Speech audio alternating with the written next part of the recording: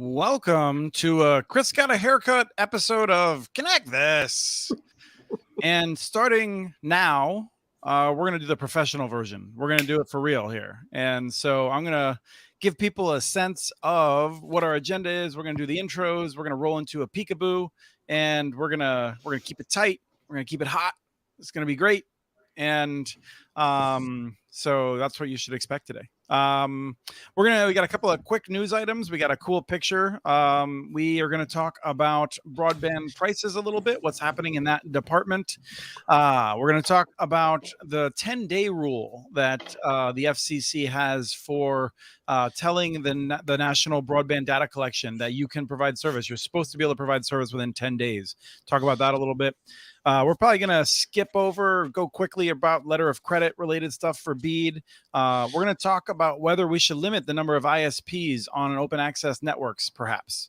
We're going to find out if we should even care about Li-Fi, and then talk a little bit about ACP. And here's the coup de grace. This is the reason that you want to either stick around or just turn it off for a half hour and then come back if you don't have the full day to give us. And we're going to talk about whether Travis would rather be the water department than the internet access department, because last week on the Community Broadband Bits podcast, I made a claim that it was easier to do water, that it's easier to do internet access than water. And Travis is saying, whoa there, buddy. So we're going to talk about that. People that we're going to be talking to about it are our usual crew. We got Doug Dawson from CCG Consulting. Welcome back. I'm the professional here today, and I don't believe we're going to remain professional the entire time. That's my prediction. I wouldn't say you're going out on a limb there. It's a pretty thick answer. We got Kim McKinley from UTOPIA Fiber rocking the fire engine red glasses. I am very excited to be here, and I have an announcement. My broadband bestie's birthday is today, Bob Knight. So happy birthday to him wherever he is on vacation. So, but nice to be here. Excellent. Yes, Bob joined us for a live show. We got to get Bob on here more often. He's fun. Mm-hmm. He knows his stuff, and he'd be a great addition to fill in, because we can't just have 10 people on every show, although I'm willing to give it a try once. Our longtime co-host, Travis Carter, CEO, USI Fiber here in Minneapolis. They're in Minneapolis. Welcome. Good day, Mr. Mitchell. Not only did you get a haircut, but you left your door open. That's a first on our show. I'm home alone. We've never seen the other side of the door, and there's something moving. I didn't know if it was your wife, child, or something. No, I'm here alone except for two old beagles who will be mostly on the couch napping until they see a squirrel about 20 minutes from now, probably, and freak out and I have to go on mute. So, nice. How have you been? Are you going to go to Fiber Connect? That's what we're talking about. I'm pretty sure we're going to make an appearance there. So I got to say, Orlando at the end of August. August is a heavy travel month for me. It's not something I'm super looking forward to. I was really hoping to catch my breath at the end of the month. So I'm planning on it. I'm really looking forward to Mountain Connect. I'm going to see Kim there. That's in 2 weeks, and that's going to be really cool there in Denver. And then we got Fiber Connect 2 weeks after that, I guess. So likely going to be there. And then we got the Fiber Broadband Association is coming to Minneapolis in October. Mm-hmm. So I got to make a plea that I'm hoping to be a part of it, but I'll probably have to leave around noon to get to a tribal broadband boot camp out about 8 hours west of here. So Chris is kind of a big deal, in case anybody didn't know. He's kind of a big deal. Huge deal. Huge. Yeah. So, you got to book the king early is what I'm apparently that's what I'm saying. I don't know. I think there's a conspiracy here, though. Ever since you've lost the 4 or 5 chicken wing contests we've had, you've been out of town the whole time. So, that's so he never has to buy chicken wings. I don't think he's going to pay up ever, huh? I think you've canceled at least one of the last 10 times that we've had to cancel a date. So fair enough. Yes, that's probably true. I think I got the Rona right, so that I couldn't go. So we have a peekaboo. I'm going to share my screen here. I was walking around the neighborhood. We actually have several of these. It's been my bad for not doing them. Rise collected some really great ones. But this is one that I just found in my neighborhood. And so we're just popping it up here. This is a CenturyLink cabinet that I was surprised was hanging open. And apparently, according to Doug, not rare to find one of these cabinets filled up with fiber and I don't even know. I don't know exactly what I'm looking at here. It doesn't look like it's particularly well organized. Those hooks on the upper right are supposed to be for organizing the fiber, I'm guessing, right? It's not organized at all. Look at that mess. That's just a snake's nest. This is a company who doesn't care about quality. I mean, you don't have anything like that, do you, Travis? Not quite this bad, but to me, I'm impressed they have that many customers. Well, you don't know how big of an area it covers. They haven't turned on my street yet.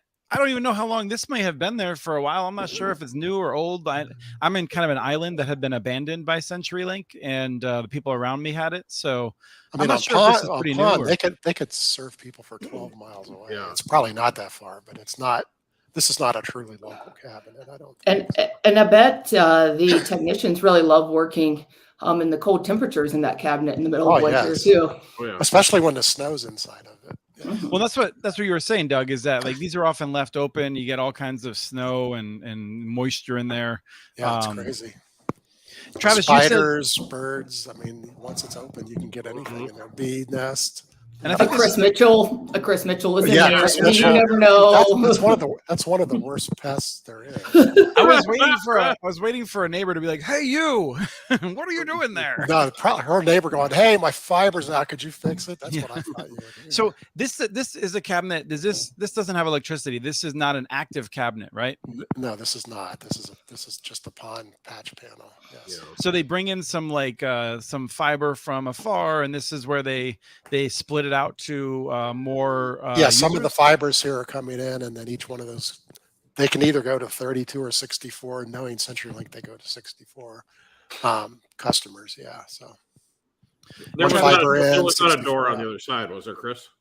No, there was not. Okay. There is a vault underneath it. Yep. Yes. Travis, you don't have any cabinets like this, right?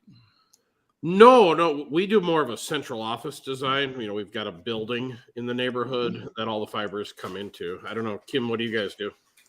That's for the most part what we have as well. In the beginning of the network deployment, there is some cabinets that are out there, and we have very select few of them, but mostly we do the same central office. Because central office is way cleaner. Yes. And it's easier in the winter and to get in for maintenance and all of the things. It's just easier. Yeah, Chris Mitchell can't get into it either. So. We started with tablets and retired those pretty quick. We have had one that in an area that we weren't deploying for a long time when we were in the beginning stages, that I think that there were babies created in that central office. So there should be a UTOPIA baby somewhere out there that was probably a teenager having some beer cans. It was in one of our old cities that we shut down back in the old days. And when we went back to it, there were beer cans and all kinds of paraphernalia when we went to build out the area. Well, you have to do a search because they probably named it UTOPIA. It's probably. So moving on to our first topic, Bountiful. Kim, you got an update for us. What's going on in Bountiful, Utah? It looks like that we are just proceeding. I went to New Mexico last weekend for a little vacation. And when I got off the plane, I heard from the city manager who said, "Can you review this before it goes out?" And it was a press release that stated that they have counted the votes, and it did not look like they had enough to proceed. So we have started our construction process. So I would say in the next week or two, you will start seeing trucks and action starting to happen in Bountiful. So we are very, very excited, and it will be Bountiful City Fiber powered by UTOPIA. So I think our first customer, if we're really lucky, could come on by the end of the year, but most likely the beginning of next year where we're going to start lighting up customers there. And Excellent. The good news is once they start building and then the opposition can do whatever they want, they never get to stop building. Judges never, ever agree with that. So, yep. In other news, the other quick item I had was that a little frustrated. I've been looking into the Pennsylvania Broadband Grant Program, which is using capital project funds, which was part of the Rescue Plan Act. And Pennsylvania put out a document, a guideline with information about how to apply for it. And we working with some of the folks in the state that are trying to make an application. I'm trying to get more of a ground level view of some of this. And there's no information really about exactly like what format they want things in. And so you sort of go through and you you get all this stuff ready, and then you go to actually submit it, and you find out that they actually have like character limits, and they have a specific spreadsheet format they need you to use, and they need you to answer the questions in this way and that way, and they don't actually tell you any of that or give you any kind of a template up front. You just sort of find that out. I think a lot of people on the day before this thing is due are going to find out that they need to redo their spreadsheets and things like that to have them comport to the state's secret formula. In no way does it make public in a convenient way ahead of time. Not unusual. Yeah. Disappointing. Broadband offices are just a mess in many states. And then I've ran into the same thing in Washington State. It's like, what do you mean there's a format? Yeah. Yeah. Yeah. So I feel for the ISPs out there that are going through that. Yep. So the 10-day rule, some guy at Pots and Pans by CCG has been covering a lot of nuances around the federal funds that are going out. And one of the things that has come up was that, to an area that's considered served if a provider can provide service within 10 days. And Doug, you were basically saying that there's a bunch of places where they're claiming service, even though it's not like they could do it on the 11th day. They're like, it's probably like a month or two. Yeah, or not at all. I mean, the guy who tried to come to your house and said, "Oh, I have to build fiber in the mid city before I get to you." That was 6 months or a year, right? And so the problem is we went through all that rigmarole to count the unserved people everywhere, right? Big deal. Come out, allocate the money to states. They ignored one of the 3 or 4 basic rules of the maps. You can only count as served places that you can connect within 10 business days. So first off, let's just run through. I mean, an awful lot of fiber providers take 3, 4, 5, 6 weeks to get to you. That's just automatic. They're going like, I don't install you in 10 days, but they all put those areas on their map. WISPs have no idea if they can serve you at all until they go to your house. In many cases, yeah. In many cases, well, they have an idea of certain people within certain neighborhoods, but an awful lot of folks, they just don't know. And most of them will tell you that on the phone. They go, "Can I get service?" "I don't know. Let's come out and look," right? Starlink claims the whole United States, and yet they have giant areas where you're not allowed to order because they have too many customers. It's like they won't serve you at all. So how come they're allowed to put that on the map? Okay, but I have a question for you, Doug. And this is a question that I've experienced in some of these high growth areas is, what if you're marking whoever it is here in Utah, it's blue stakes, who doesn't clear for 6 days before you can go even do the conduit? What is the solution there? I'm not saying that they're wrong, but there's some variables the broadband providers can't really account for. No, there's real life limitations. I just think the FCC rule is stupid. But the fact is, that's one of the rules on the maps. And then during this whole process of allocating the BEAD money, they paid zero attention to it. They simply did not take that into consideration. And so, so the fact is, there's only 4 or 5 major rules with the map, and that's one of them. And nobody paid the slightest bit of mind to that. And all the people reporting their maps don't pay any attention to that. Right. I mean, it's difficult to imagine what rule would work perfectly because, I mean, I would say that Comcast and CenturyLink serve every home, within a mile of me, let's say. And I think that's an accurate representation. At the same time, I would suspect that most of those addresses would have to wait longer than 10 business days to get a new service if they wanted to, just because of the way backlogs work and the way they run their businesses. And I don't know, Travis, if you can connect people within 10 business days, but I would guess most small fiber ISPs, especially as they're expanding, are probably not able to do it that quickly. Well, you shoot for 2 weeks, but a lot depends on up here what they call it go for one. I don't know what you guys call it there, Kim, if that gets cleared. Mm-hmm. And a lot depends on the homeowner's availability too. Right. So it all depends, Mr. Mitchell. But sometimes it could be 2 weeks. Sometimes it might be a month. But somebody who averages 2 weeks could with a very straight face say that that's where they cover. Right. Somebody who always takes a month shouldn't be claiming those. That's a fair point. We tell the homeowner that if you're available, we could have you up and running in 2 weeks. Right. Ours is 9 business days. Yeah. From the time we call to schedule you, we need 9 business days in order. That's only on underground. On aerial, we can do next day. And is that Yeah, your that's- decision, Kim? That was just with the legalities with clearing of all the utilities, plus that giving the conduit crew enough time to get the conduit in the ground. So you guys meet that task, so you're fine. You're meeting. But you know what's interesting is I don't know why they picked 10 days. Because as long as it's if you set the expectation with the customer, 99.9% of the time they're fine. So if you're like, hey, there's like we've got a bore around the corner, so it's going to take 15 days, or if you would do it days or businesses take 3 weeks, they're like fine. Right. Yeah, No, I know think the reason an ISP with 40,000 customers, and they've always had a 1-month install. Yeah. And they still got 40,000 customers. Yeah. People I live think with it. I mean, I think the issue is that the FCC is trying to avoid the situation in which you have a provider, in many cases, I think more likely wireless, because of the challenge of figuring out where you can serve and what signal strength and how, and the fact that your facilities can reach far more people, relative to the ones you'll actually serve. It's a totally different kind of model in some ways than a fiber network where how they're going to serve. But the thing that gets me is that the FCC just ends up penalizing people who are honest, right? Right. So I mean, like Travis, for instance, like I'm curious, like, do you leave off when you report? Do your guys leave off the areas where the park board doesn't let you get there, or are they just included because like you're sort of like under normal circumstances I'd be able to connect there? No. So we only identify the parcels that we can actually serve. Okay. I mean, but like there's others who I think are probably just drawing a big circle, and they're getting away with it because.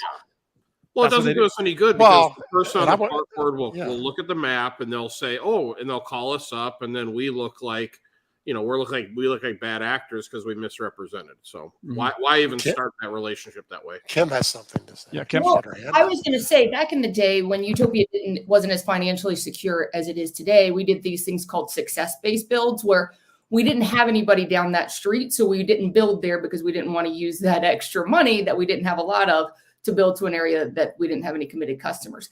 We've stopped doing that because of the hell that success-based builds really caused, because you call in and then you have to put some backbone in and then you have to go to do the drop. So, I mean, there is ways, but you can't fit that in within 10 days. It just doesn't really work. I want to challenge something Chris said, because I did a study of an urban area recently and we found over 200 pockets of places where the cable company didn't go. You would be surprised how many for whatever reason, when they did the original construction, there was something going on there. They bypassed and they just never came back. No, I believe you. Years, so, but what's the scale? Is it like, do you think it's 2% of the addresses in a metro, 1%? Like, yeah, it's 1 or 2. Well, it's 1 or 2% until you start getting into apartment buildings that got skipped, and it could be a bigger percent. So yeah.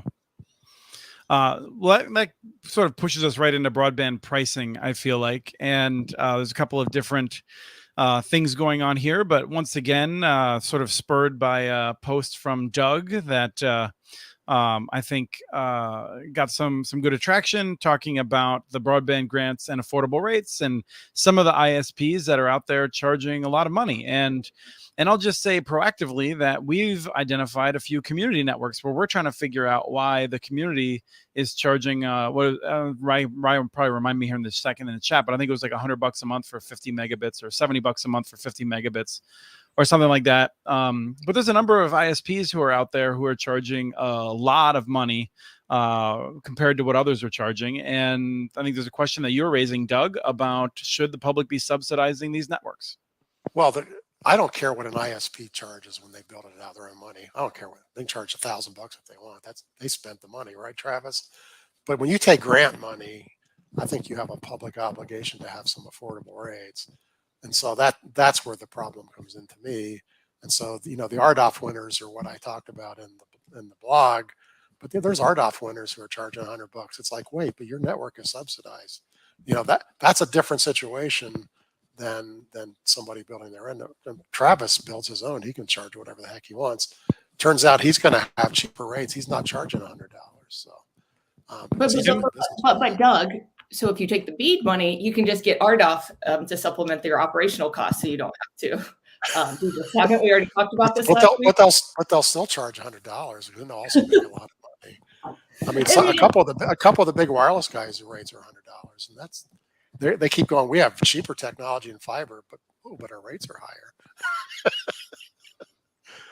But I think I get where you're saying, but I mean, they're never going to police that, Doug. They're never going to police it, and because I was just bitching.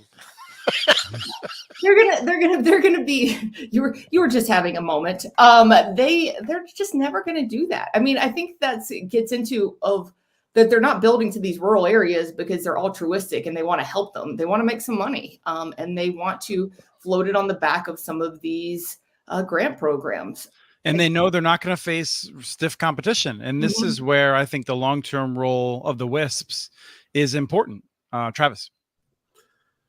We're referencing this Waterloo article. Is that the one that we're talking? Yeah, so that was what I was going to come up with next, because their prices actually seem to be so aggressively low. Yeah, I'm concerned to see what happens. That's what I thought. I figured you picked up on that, Travis.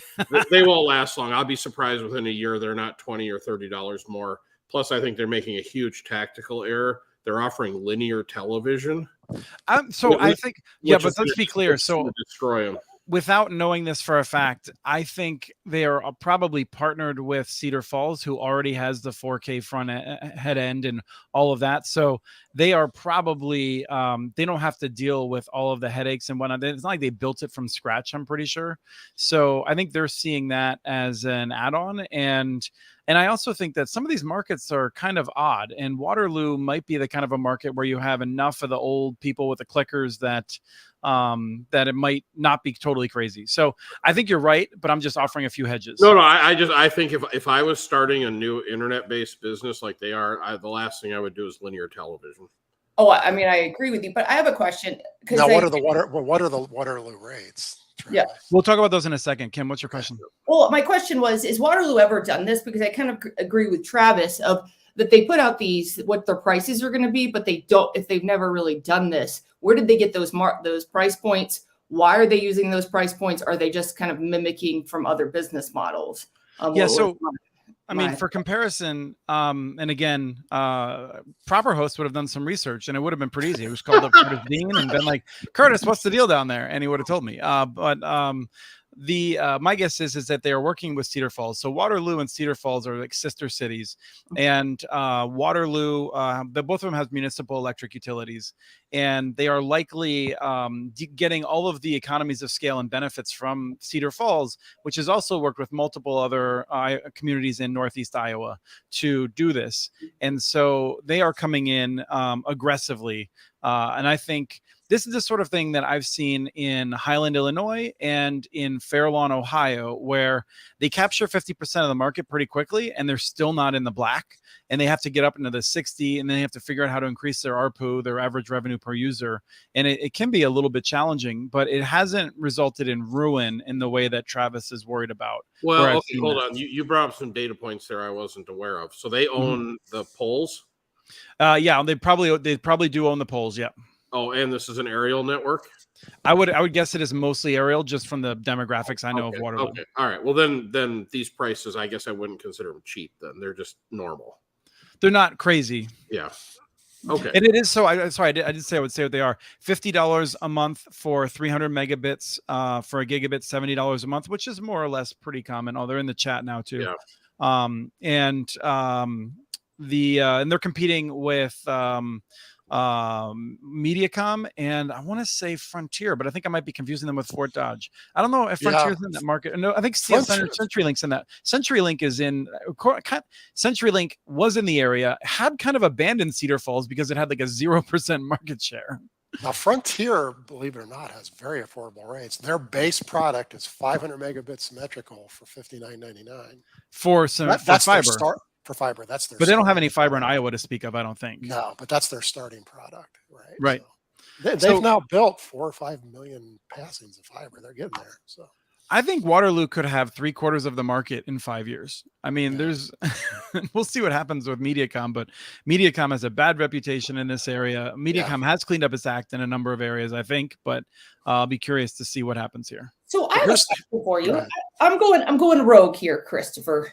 So we're seeing power rates in some of these cities who have municipal power and has the power systems and pricing has switched. You're seeing a lot of those communities who had reserves that is floating out the door. What do you think? How do you think there's going to be a correlation with the power and the broadband? Because it's always been a no-brainer. Say a little bit more. What do you mean?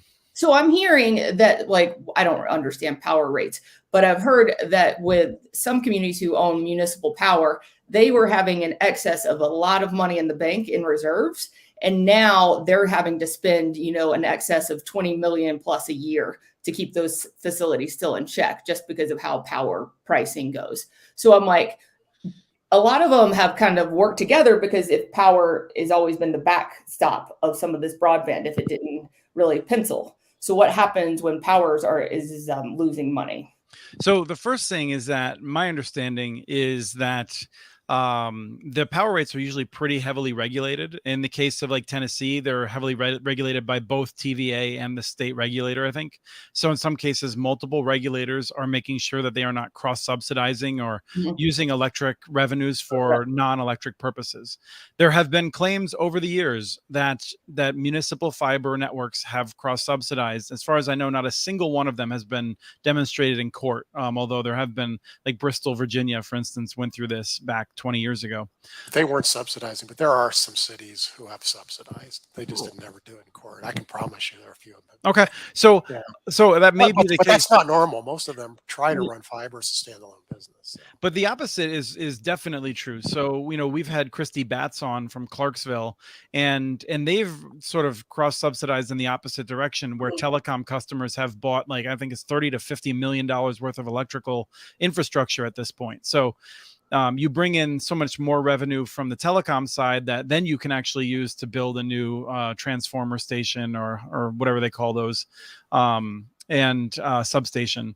And so that does happen. But when the electricity rates go, when there's a reason that electricity rates go up, then they go up. And that's something that I think people take pretty seriously. I mean, fiber is important, but electricity is something that these utilities, it's often their first thing, and it is the thing that they cherish and they pay first attention to. But like I said before, what we've seen is most of the municipal electrics that have a fiber network, the electricity rates are artificially low because of the benefits of the fiber network, including the revenues. Fair enough. It was something that somebody mentioned in passing the other day, and I was like, curious of how that all works, because I'm not familiar with the electrical side at all. But you can find examples of situations where one or the other is completely upside down, but most are not. So, okay. Yeah, I mean, how do they finance? That's the fun part. I'm not trying to pick on Waterloo, but I'll just use them as an example. They almost always use the electric assets as their backstop for their loans. See, that helps them to get very cheap interest rates. Let's be crystal clear to everyone out there. That's a significant advantage. Right. So that's something that no private sector, that's something that a small local private sector would not have. At the same time, like the kind of rates that massive companies can get access to may be not too dissimilar. But the thing that I think is really interesting is actually there's a little bit of a game that they can play, in that most states have a minimum interest rate that you have to use for internal transfers and loans. So in Chattanooga, for instance, when they were they tapped into a loan from the electric department for some of the telecom revenue some of the telecom capital that they needed. And they were paying themselves a higher interest rate than they could get from the AAA rated bonds that they have to buy for their reserves.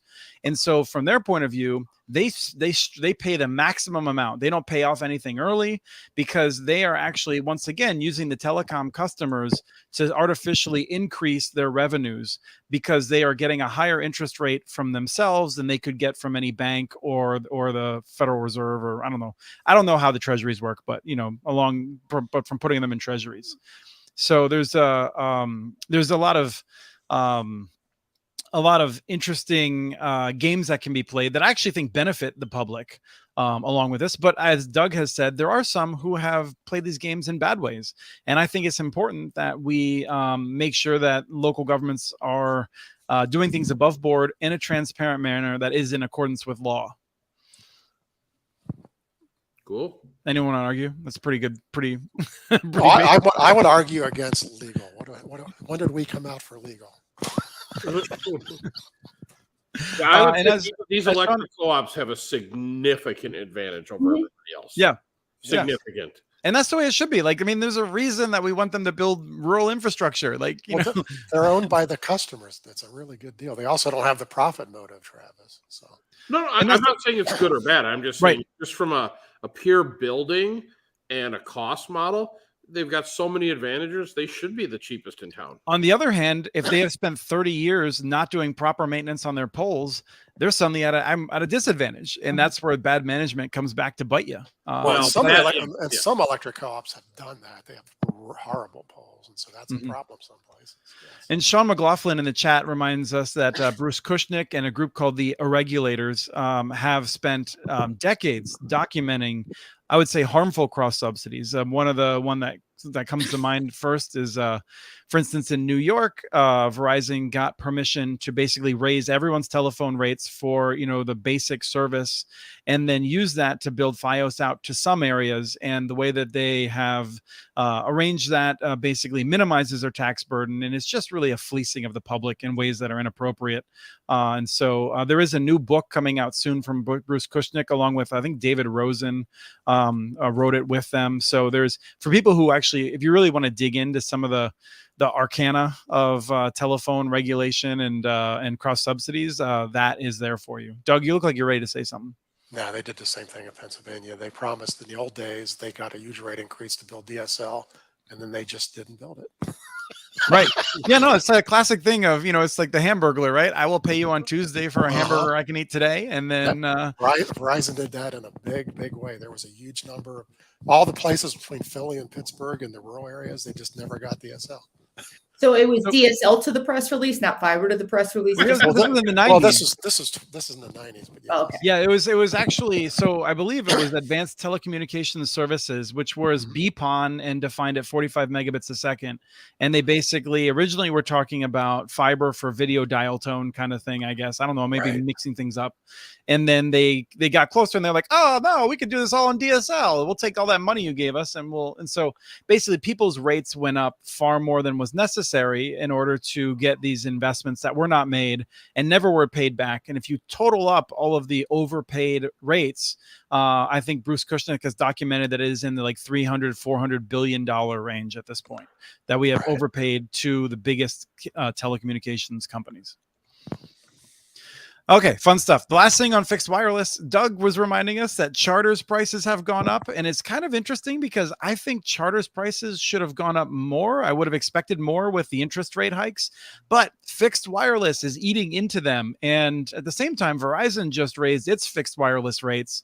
And so I think all the analysts are trying to figure out, you know, for the cost-conscious consumer, I hate the word consumer in this case, but I'm going to use it because it's alliterative, it'll be curious to see where people end up with these different price increases. Well, Charter raises their rates $5 a year. This will be the 7th year in a row. That's just the number. Has nothing to do with cost, has nothing with inflation. Good years, bad years, $5. And so they're obviously marching towards 100, I believe. So this now puts their basic product up to $84.99. And so, now, 7 years ago, that was not actually bad rates, but so that's just what they're going to do. I was really curious to see if they would do it this year because they are starting to lose market share. But, you know, the Wall Street analysts go, raise your rates or we're going to kill your stock price. They don't have a choice, I don't think. That's their only way to get more profits now is to raise rates because they're not getting more customers. All I have to ask is, do we really have to talk about Charter raising the rates? Is this a shock to anyone on this? No. Podcast? I think it's that they're being as transparent as they are of it, at least. They're not hiding it in ridiculous fees. They're at least being straight up from what you're saying, Doug. I mean, they are. Remember now for cable TV, they have $23 hidden fee. You sign up for a $40 package and your first bill is $66. What does the $23 fee consist of? It's hidden programming fees over the years, the increases they didn't bother to tell you about. And so your first bill is about $25 higher than what they tell you it's going to be. I take back my transparent comment. Thank you, Doug. They're not at all transparent. All right. They're transparent for broadband. They are. Rye did some quick research, and my memory is faulty. Waterloo does not own its electric system. It's run by Mid-America. That's really dumb of me. There's so many of the municipal electrics around there. I was convinced that Waterloo did have their own. Apparently, their utility is water and sewer. So, what I was saying probably does not totally apply to Waterloo. I'll be curious to see, but it will be an aerial plant, Travis. I would guess still. You're not going to go back and edit that out of the Connect This. But the dynamics are nonetheless the same. People can get a sense of the dynamics for municipal owned infrastructure. So they're certainly not the only ones charging $50 as a starting price. That's not untypical for a muni. Yeah. Well, and the other thing is, I mean, I'm curious to see, in the rural areas, that gigabit product is increasingly, the more popular one. So, Right. they may have a sense that they're going to get 40% of gigabit or something like that, and that'll push their ARPU up high enough. But I would emphasize that if I'm totally wrong about them working with Cedar Falls, then I'm just a total idiot. But that will result in significant operational savings. Well, I want to apologize to Waterloo. You're going to get a cease and desist letter from somebody. Yeah, I want to apologize to Waterloo because I was using the data Chris was giving me. So if they're building their own network underground and they're charging $50 a month, well done. And second of all, I would just like to apologize to everyone who thought this podcast was going to be professional. Oh yeah. I was just setting that up so y'all could dunk on me later. I mean, that was just a gift to y'all. So And I want to apologize for Chris's haircut. So now we're all clean and transparent. And you know what? Charter's $5 is a drop in the bucket compared to tomorrow's another 25 basis point rate increase from the Fed. So that'll slow down broadband even more. So that's after they told us they thought they were done raising rates. Yeah. Well, I think that this one was priced in, but I still think I would really hope they reverse themselves. I mean, we're not going to turn into a macroeconomic show. We're talking Li-Fi rate increases. Who knows anything about Li-Fi? I know a lot about Li-Fi. I've seen it in action. Li-Fi, Travis is going to love it if he hasn't seen it. So Li-Fi uses infrared light instead of wireless. And because of that, you have a lot of major advantages. It's not regulated. You can make your channels as big as you want. You can get more data on infrared than you can on like millimeter waves. So you can put a huge amount of data on. And its only limitation is it doesn't go very far. But you can put this in a roof of your office in the ceiling, and you could easily beam 10 gigabits to each desktop. Hey, Doug, can you pop your mic up? Every now and then your beard is just crinkling, and then it cuts your voice out. Yeah, so you can do gigantic speeds indoors. It's really useful for, if you were running a shop where you were live collaborating on video and stuff, this, especially computer generated video, this is the way to go. Factories, but it's not very good outdoors. You can use it to go between two buildings downtown, but this is not focused. You can beam a radio wave. You can't beam a light wave. And you have a laser pointer, you point at the wall for your cats. Just in going at 6 feet, it gets to be the size of a quarter, right? And so you beam this very far outside and it just spreads way out because you can't focus it, it's photons. You can focus microwaves, but you can't focus photons. So is this for real? Is this something that's going to make a difference? Oh yeah. I don't think it's going to make a difference. Here's the reason. It's cutting edge, which means if you buy it and you put it in your building and your manufacturer folds, what do you do? And cutting edge technologies are always risky. It's an awesome technology. It's an infrared, does it work at night? It works anytime. It's infrared. So it wouldn't disturb you if you're. And you can't see it. You can't see it. It's infrared, just like your TV remote. You can't see it. Yeah. What if you look very carefully? Well, the red light comes on, but it doesn't beam at you. No. Well, if you have really good eyes. I know where my TV remote is, Doug. Thank you for saying that. It's in the couch, right? Somewhere. No, it's a great technology. I don't know that they're going to make it over the hump because Wi-Fi is so good that for most people that's good enough. But I wonder, are we still seeing issues in MDUs where, college campuses and whatnot, where you just have saturation, or is 5 gigahertz and 6 gigahertz solving that? That's one beauty of this. There's zero interference. Right. That's what I'm thinking. You put this in your living room and you get all the bandwidth. I mean, it's, so. Travis, have you been tracking this? Are you excited about it? Or do you not care because Ajit Pai didn't put it in during the Trump administration, so you can't hold it over my head? Well, remember, we've kind of solved this wireless issue with the 6 gigahertz thing indoor, but no, there will be corner cases for it. The problem is they talk a lot about like manufacturing facilities and applications like that, and hospitals and stuff. Yeah. But the issue with all that is a reel of Cat6 cable is so cheap and is so reliable that a lot of those things would be hardwired. So I think there's maybe a corner case here and there for it, but will it be widely adopted? I kind of doubt it. And Yeah. you could easily walk by, probably in college dorm rooms and stuff.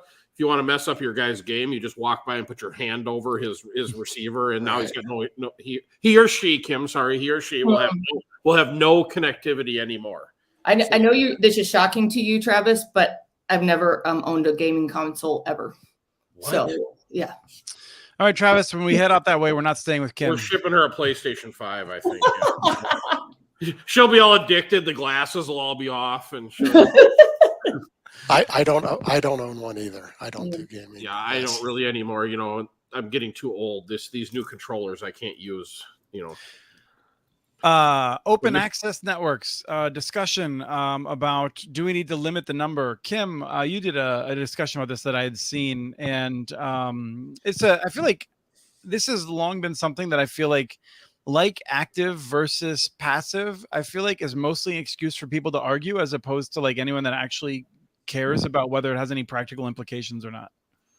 I think it's depending on what the model looks like. It's depending on where they are, what the scale of how many people are in the area.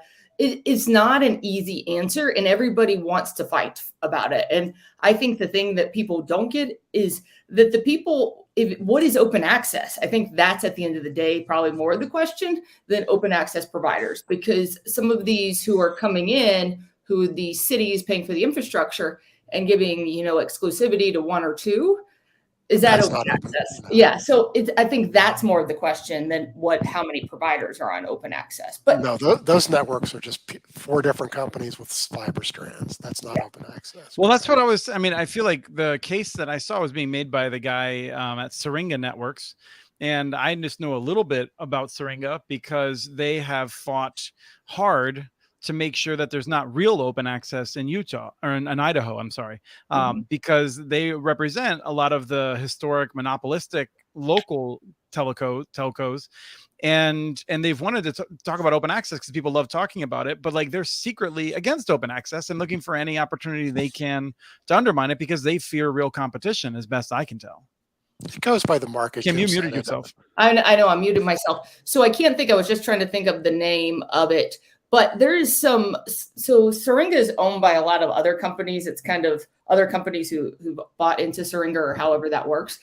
Some of those companies are on open access networks. So it's really interesting to say that Syringa says this over here, and then behind this, they're saying something different. But I think Gabe it has a provider on the UTOPIA network as well. So it's very interesting. He comes out with that claim because I say, that is he saying it because he just wants more market share, which is a valid point that he just wants to have more market share. But I think that is more of what he's saying than open access only needs to be a certain amount of providers. I will say that however anybody wants to do it, it's fair. But when you get too many providers, you have to remember that it could confuse the consumer and almost be too confusing of what's the difference between the providers. And I think that's where open access networks have to be really diligent of really vetting the providers and making sure they have a value add and they're coming on with something different than just having the exact same product at the exact same price point. Now, the last time I checked, Paris, which has 3 or 4 million passings, had 110 ISPs. However, they don't all duplicate each other. They are very specialized. There's an ISP on there that only serves people who have diabetes because they do insulin monitoring. So they're very, very specialized on that network. No, I'm sure there's 20 who just say, here's your gigabit, right? Mm-hmm. But they have an awful lot of them that are just gamers or just this or just that. And so that way they're really tailoring to a market. But when you have 4 million passings, you can all get your market share. In little markets, all that happens is if you get too many ISPs, some of the people will just drop out because they no longer have a good business case. There's a natural size where it's not worth anybody's while to have a technician in a truck in the town. So you just drop off. And so how many ISPs do you really want in a town of 2,000 people? And I think that's the point. I think that is the point, is that if you're starting up a new open access network, you can't support 20 ISPs because you have 2,000 potential customers. On the UTOPIA network, we have 180,000 passings. So you're looking at something vastly different than you are there. And I think that's when I say different models mean different things for different communities. We can have 18 offerings in Morgan, Utah, which has 5,000 residents. Well, it's because we have the size in the other cities to support the market share, which that's where these articles, they try to make them contentious. And I think in general, we're kind of all on the same page of what that means. Yeah, I don't see the ISPs who are on these networks having any real contention about it at all. The Brigham City ISP, they had joined, they had sort of been there. They still have that base of support there in Brigham City? Yep. Ken Sutton, who runs Brigham.net up in Brigham City, he was a local ISP before UTOPIA came in. He decided to join the network because he was running DSL basically. And now he can offer not only just service in Brigham City, he has 20 more cities that he can offer service on as well. So I think it really enables smaller providers to come in.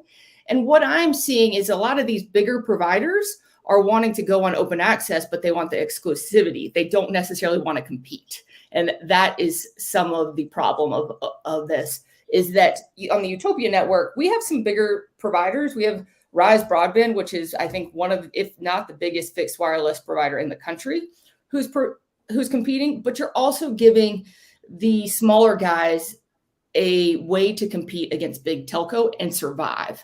I've said it on this show, and I will say it again. One of our biggest providers is X-Mission out of Salt Lake City, the oldest ISP in the state of Utah. Pete Ashdown, who runs that network, has said and continues to say that he would not be in business today if it hadn't been that he could run and operate on an open access network. And I think that is what we're enabling. I think he was on episode 4 of the show. I'm not old enough to remember that far back. If I had 100 customers, Kim, on UTOPIA network, given the fixed costs and things like that, am I scraping by? I mean, is there some point at which no? You're not making, if you have 100 business customers, you can survive. We tell people all the time is if you want to come on the UTOPIA network, there's an application process, there's a vetting process. We want to ensure our customer experience first and foremost. But we tend to say, if you want to become a provider, go on the business first, because there's a lot of fixed costs of starting an ISP and being on our network, and getting the higher revenue customers is going to make it easier for you to transition into the residential. Because I have seen over and over again, and I've had conversations with a lot of our ISPs who are like, well, why am I not getting this much market share? And I said, you're competing against 17 other providers. It's not that easy for them. What are you doing? Are you marketing? What is your differentiator? What is it? And a lot of them who've come from these markets where they don't have competition just get a little bit lost. And a lot of them just get scrappy and survive. So kudos to those as well. Okay. Letter of credit quickly. Anyone have, Travis, go for it. I don't know much about it, but fundamentally, in the early mid 90s, when we were selling dial-up account, isn't that kind of the equivalent of open access today? Isn't that what it should be? Yeah, I mean, it was open access, right? I mean, that's how we know it works. It's kind of survival of the fittest, right? You let everyone on, and people have to do a better job. The problem, a lot of these fiber providers, and I don't want to say that I'm guilty, but maybe we're a little guilty, is you get kind of spoiled when you don't really have to market. You just show up, and half the neighborhood wants you, right?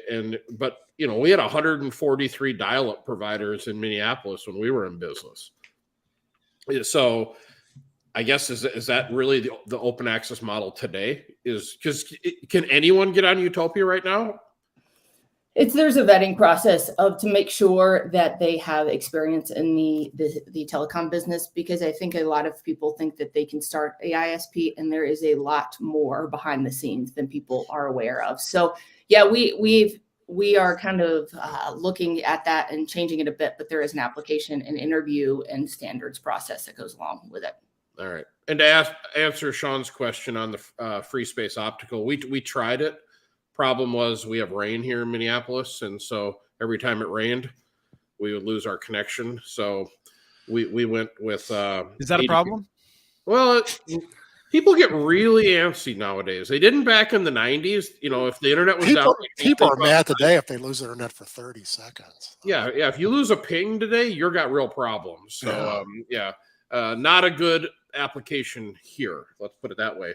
But maybe out in the middle of the desert, it would probably be amazing. So the letter of credit is something that come up. I think there's a great article from Connect Humanity explaining some of the challenges around the letter of credit for the smaller ISPs and how much it actually costs. The fact you have to keep that money in the bank rather than building connections with it to maintain that. Sounds like a lot of the banks don't even want to do it. And a number of bankers are actually arguing that NTIA should just get rid of this, that it's not necessary and not helpful. So I don't want to go, we've talked about this a bit in the past, but I wanted to flag that article that I think really brought some good numbers to it and see, Doug, did you have anything to add to that? Yeah, just give you a 2-minute primer. Big companies don't have this problem because they already have the money. AT&T has all the money they want. They don't need a letter of credit. They go, I have $100 million in reserve, and that's good enough for the grant, right? The little guys, literally, they don't borrow the money. It's not really in the bank, but what they have to do is the bank has to set aside money on their behalf in their reserve and put their name on it. Now they're carrying reserves anyhow, by the way, and then they have to pay the interest on that. Even before you file for the grant, you start paying interest. And that could take a year before you're actually awarded the grant, if you even win at all. So you're paying, can you imagine, Travis, paying interest on $50 million for a year and not even know if you're going to do the project? It's nuts. Nope. It's absolutely insane. Wouldn't even apply. No, and a lot of people are not going to apply because you're spending a lot of money when you have no idea if you're going to win. And there's no reason for it. What they want, all they really wanted was guarantee that if they pick you, you're going to be able to make this work. But this is a crazy way to do it. So I thought it was interesting that not every bank can. Banks don't want to do this. Yeah, well, that banks that some of them can't even qualify because they don't have some kind of rating. Yes, in which they could get that. I thought that was a fascinating part of the article because I hadn't even considered that. Yeah. A lot of local banks are very, very on the edge to start with. I mean, there's a lot of banks who are not big, rich companies. So. Well, and remember, the letter of credit also hits your leverage. So let's say you're able to borrow $10 million and you need to issue a $2 million letter of credit. You now only have $8 million to work with. Correct. So I would just immediately pass because I'd rather take that $2 million and put it into fiber in the ground and generate revenue. Yeah, it's another way to keep the small guys out of the grants, to be honest. Yeah, I don't know. 100% of this money is going to the incumbent. You guys know that, don't you? So. Well, you have increased that now. You said 95% last time. Well, I'm waiting to see one example. So, yep. Comcast and CenturyLink and Charter, and who's one? MediaCom. They're going big dividends coming up through the BEAD grant. So, I don't know the answer to Ezra's question about states being able to issue letters of credit. I don't know any that do that, but I'd be interested to hear about if he wants to post something in here. I'm not aware of anyone who does that. Yeah. Perhaps someone who's listening to this can tip us off, or we could do a little bit of work before the next show. Are you serious? I do. I mean, I will note that we're talking a little bit more about this with Gigi Sohn in the Community Broadband Bits podcast next week. Gigi Sohn is the guest, where we are focused on the American Association for Public Broadband that Kim was involved in helping to create. Gigi is running that, and we talk about that. We talk about some of the other challenges that they see for public networks in BEAD. So that's going to be a really fun conversation. When is she coming? When is she coming on Connect This? So actually, we had talked about today potentially, but then that just didn't work out on my end. So we would like to invite her on at some point here soon. Awesome. Cool. So here's the to balance that off. Are we going to also invite Ajit Pai on? It's not a bad idea. He would come on. I bet he would come on. I bet he wouldn't. He blocked me on Twitter. I don't even think he knows who I really am. Well, that's a problem. He blocked you on Twitter? What did you do? He blocked me on Twitter. I don't know if he just blocked a whole bunch of I didn't really like. I'm sure I've said some things that were deeply critical. I've also praised him for some of the things that we've talked about before. So, and I'll still stand by the fact that the RDOF auction. The CAF 2 auction was remarkably transparent, set a new standard for transparency in some ways. I thought RDOF was somewhat transparent, even poorly maintained, and we could see how because of the transparency, but certainly some things that I would praise him for to his face, probably more criticisms though. But I would welcome him. 6 gigahertz. Oh, I mean, he loves it. The best legislation ever to come out of Washington, quite frankly. Yeah. So, yes. Yeah. Not satellites, not GPS, not compared. Globox is fine. The Russians do fine with theirs. So, I mean. So on Community Broadband Bits this week, the episode that came out last week's episode, who knows? At some point on Community Broadband Bits recently, I was talking with Sean, and I said that we were talking about how people perceive this as being really difficult. And I said water and electricity are all more expensive and more difficult to build than broadband systems. And Travis wants to tell me that I am wrong. So I'm up for it. Well, I think the statement you made was that broadband is much easier. And, yep, that sounds like something I would say. Okay. And I would argue with you and say I would. And you and I've had this conversation before, where if you had to build a water system from scratch today, it would be very difficult. But you're inheriting a network that is effectively built in most areas. So there's nothing that you need to severely overcome from a construction standpoint. You need to maintain what you have, and we can argue about a lot of these areas have been poorly maintained. But the fact of the matter is you get 100% customer base everywhere you go, and in the rural area, when you want to provide water, you dig a well. You don't have to run. Well, let's focus on the metro systems for this. Let's talk about, because the part that you're missing when you build a new water system is having the reservoir. That's really freaking complicated. Well, and the water treatment plants are very complicated. That's what I was thinking of. Well, water treatment plants are completely complicated, and to treat sewage and all that. So, I've worked in that part of the world a bit, and it's complicated as hell. There's so many rules. But it's a fully defined technology. That it is. It's fully defined, and the user interface is fully defined. But one of the words they don't have in water systems? Plug and play. Yeah, but what they also don't have is you also don't have a situation like Kim and I deal with, where you've got 50,000 people with 150, 200,000 computers running all different operating systems, different versions, different everything, trying to make it work, right? You basically have a hose into somebody's house, and everybody's been trained to use the technology since the day they were born.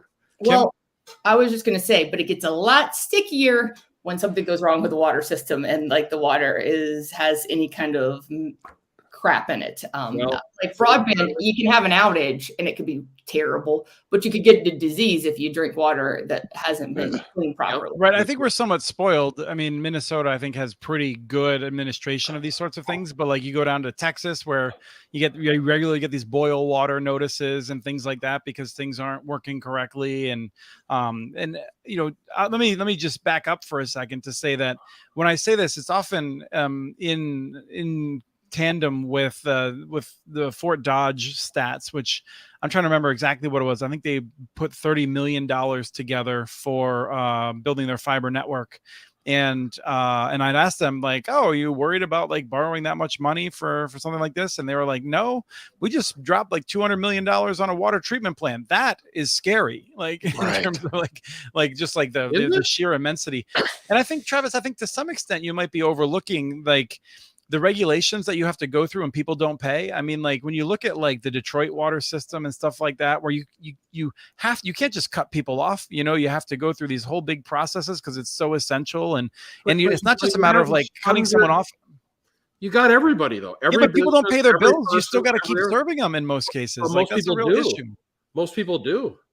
And I think in part because it's like also super affordable, and that's one of the issues is that like there's not enough money to like they're unwilling to raise the rates enough to cover the infrastructure investments they have to make. Kim? It's not super affordable I would everywhere. like to There's say places, I think they will shut them off because I didn't know that my credit card expired for my water payment. And I got a notice that said, if you do not pay your water, we will be shutting it off at this day. So I think they do shut it off.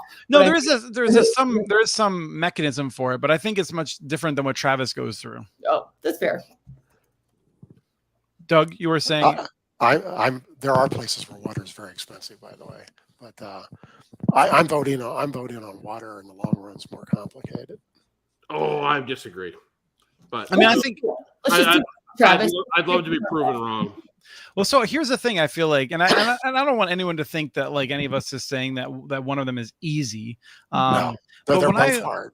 I've had the benefit of going through yes. some of these like water systems, and I just look at the complexity. And Travis, like I've toured your systems, and to me, and maybe it's just because of my unfamiliarity with the science of water and everything, but like they're going through, it just seems like they have far more like PhDs who have to be involved with this process, checking things constantly, and the stakes if something goes wrong are so great. You know, and I think there's something that Riot brought up too, which is I think, you know, we think about like if something goes wrong, or maybe I don't have water in my house, or maybe everyone gets cholera. Like, you know, like the reason these systems came about is really interesting in the public health implications of getting things wrong. The reservoir, I think that's what Doug was alluding to with that. So. Yep. Thank goodness we have chlorine, right? Again, I'm not saying that it's easy or complicated. It's just different. But yeah, and I think if I could have the water department's budget, it's a lot easier. See, it all starts with revenue, right? You can find 100%. Like you can finance anything if you have a monopoly to an essential service. That it solves the vast majority of the problems that you have to deal with. I think, Travis. And the other thing is, I don't think you get any political pushback on water. I mean, so in Minneapolis and St. Paul, when like they're trying to like untangle the sewer and wastewater systems, that might be the same thing, but the overflow from storms and stuff like that, like those costs are so high. I remember conversations about how they can't just raise those prices because people would revolt. And there's a lot of cities where water prices are very controversial. So it's just you happen to live in a place with a lot of water. In part because we price it super irrationally. I'll talk about that in a second. Go ahead, Kim. I was like, I don't know, like we're talking about all these utilities that I'm not really familiar with, but you have like culinary water, you have secondary water. How do you manage all of that goes into what that means? I mean, and it depends. Salt Lake City only has culinary water, but a lot of them in other cities around here have secondary. It's a very complicated process that I am not familiar with. But what I wanted to say was that the water industry gets PhDs and the broadband industry gets people who are in band. That is what we went on that. Well, and let's not also forget that if the water was that great, there would not be a bottled water industry. No, disagree. No, that's all because of advertising. There you go. I'll leave you with that. No, but so I do think it's worth noting, like what Doug was saying with expense, like, you know, the vast majority of the water is consumed by a small number of people, often industrial or farming usage. And we should have increased block pricing of these things. And this will come back to internet access in a minute, because I think there are a lot of people who think we should do that with internet access too, and I think that's just totally wrong. But I think that when it comes to nice Ezra, we need bottled internet. When it comes to pricing, I feel like if your home uses a relatively small amount of water, you should pay small amount per usage. And then if you're a home that is using more and more and more, or an industrial use for someone else, you know, you're responsible for a larger share of the fixed cost, and you should actually pay a greater amount per unit if you're using that much more. And that's something that has generally been resisted. With internet access, there's no real depletion or no real significant additional costs. And so I don't think it makes sense to do that kind of pricing with broadband or internet access. Again, I worked for a water company once, and water companies charge the big guys less, not more. And that's the shame of it all. Farmers get a break, factories get a break. that's exactly the opposite of what it ought to be. So. Yeah, and I don't think anyone is saying like farmers have it too easy, but it is certainly the case that if it was charged for, especially in areas like Arizona, a lot of places out west, if there was a more rational charge, I think we'd see much more investment in proper technology to track it and use it more efficiently. Well, this was episode 77, water. Episode 76, I think. 76. 77 is the air we breathe. Go ahead, this is the water one, yes. I would love to own any business where you have 100% of monopoly. That would be awesome. Well, and it does come with regulations that I feel like you would not want to deal with. I mean, we see with electricity, in the states. Those fancy PhDs, they can deal with it. Yeah.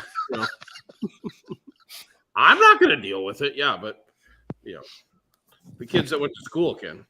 I mean, Travis, how would you? So let me ask you this then: if you would you be interested in running this business if it was super easy to finance? If you knew that every dime that you spent, you got 6 cents back or 8 cents back or something like that? Well, the thing is, you don't in our game, it's all about financing. So I'm using from the lens of. Yeah, I think you'd be bored in that industry. Well, if capital was if the network was built and the capital was easy to come by.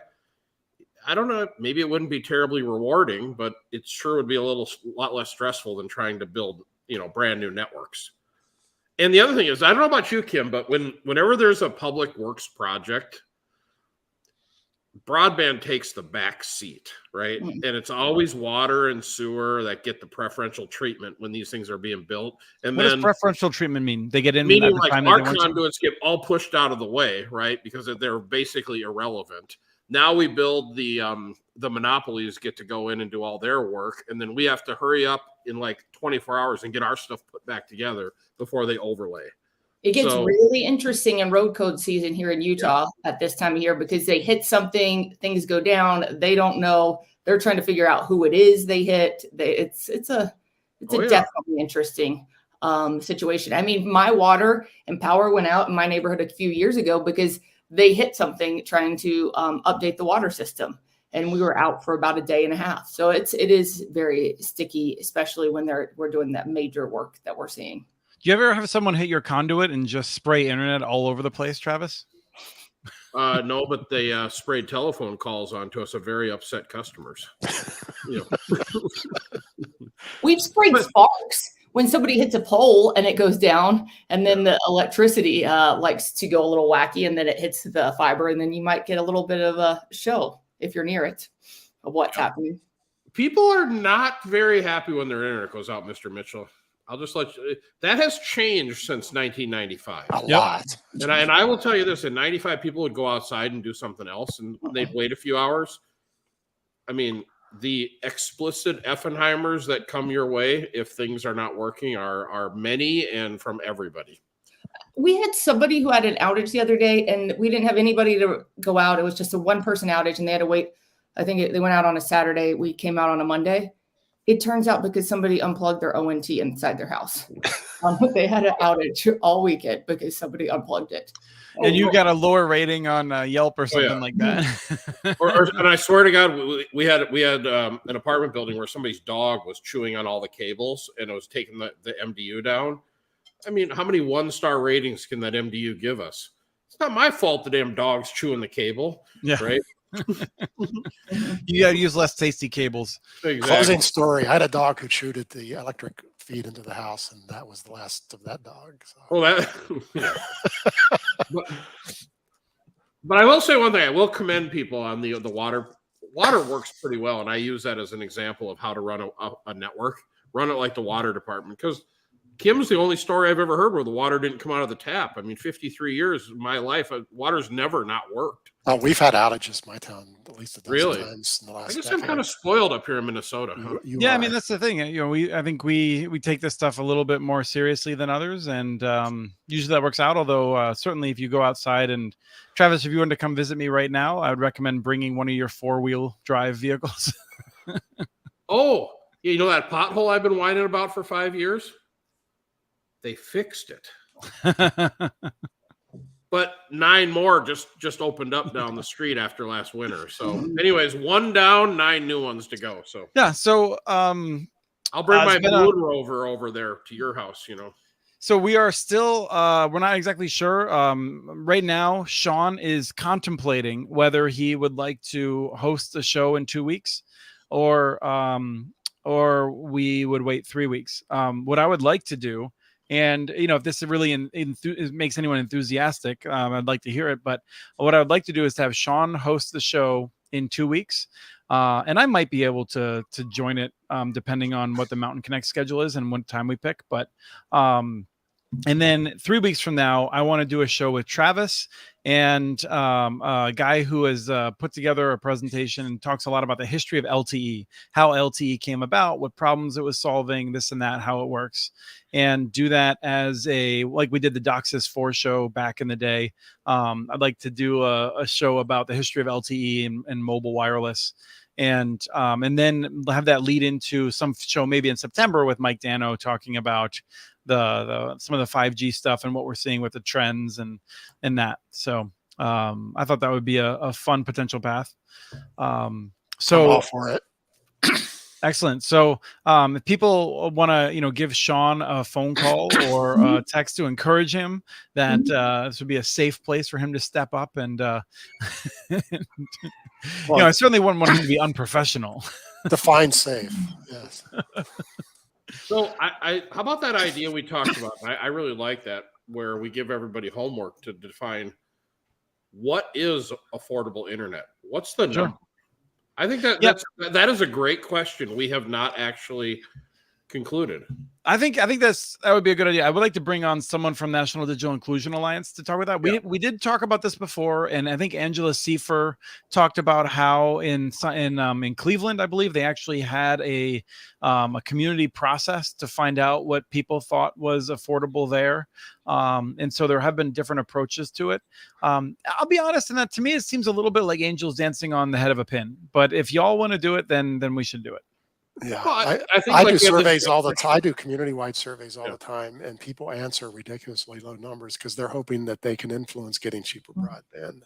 I mean, you get 25 or 30% of the people going broadband should cost $20.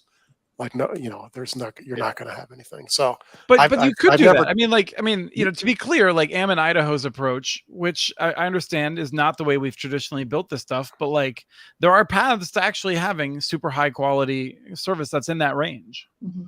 But it's not easy and it's not very replicable. So yes, it has not been to date. Yes. No. Yes. We need a national definition of broadband affordability, just like we have speed, 25.3. Wow, and then that'll be $25. It'll be $25, Travis. I actually think they do. There is a mechanism, right? Doug, you probably know this better than I do. It has to do with like they survey the base rate. They 2.5 standard deviations from something. Yeah, and those are ridiculously high numbers because they're all the. We need some PhDs. Rates. We need some PhDs. They do survey rates. The FCC does that, and the answer is driven by cable rates. So their average national rate's like $80. It's like, that's ridiculous. So. Yeah, I mean, I think, Ezra's point, internet could be free. It could be free for some number of users. I think I would not encourage that. I think that we benefit from having different entities providing it. I think if internet access was free, it would basically mean it was government provided one way or another. And I am nervous about government having, and in this case, I mean more like state, federal government having too much power over this. I think we really benefit from paying and making sure the control of it remains decentralized. I think that free access would necessarily be centralized, although people could probably talk me out of that. Probably pretty easy, I bet. We're not going to try. Yeah. So we have some different options for the next 2 weeks. So we will alert people on the social medias and website how we go. But thank you all. Here we are in the summer. It's been 2 years, 3 years, something like that. We've been doing this probably 3 years at this point, and it's been wonderful. So thank you, Kim. Thank you, Doug. Thank you, Travis. Thank you, Chris. Thank you, Chris. Thank you, Rye, behind the scenes. Thank you, Rye. Make it all happen, especially during a very, very busy time, as we've decided that summer should not be a time where we relax at all for even a minute. Hope you all enjoyed the show. We'll be back in either 2 or 3 weeks with another episode of Connect This.